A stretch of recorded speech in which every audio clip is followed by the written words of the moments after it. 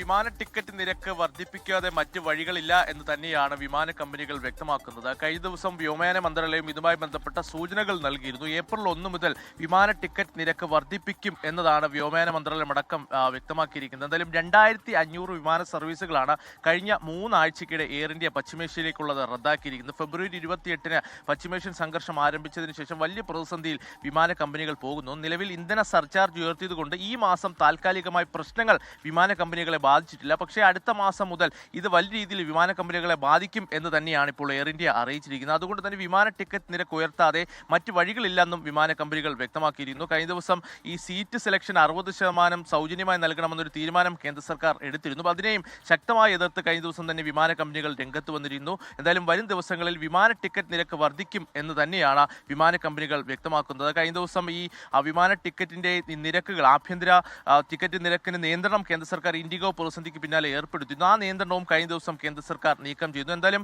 വലിയ പ്രതിസന്ധിയിലേക്ക് വിമാന സർവീസുകൾ പോവുകയാണ്. നിലവിൽ 2500 വിമാന സർവീസുകളാണ് 3 ആഴ്ചക്കിടെ റദ്ദാക്കിയത്. വിമാന കമ്പനികൾ വലിയ രീതിയിലുള്ള പ്രതിസന്ധിയിലേക്ക് പോകുമെന്നുള്ള സൂചനകൾ തന്നെയാണ് എയർ ഇന്ത്യ ഇപ്പോൾ നൽകിയിരിക്കുന്നത്.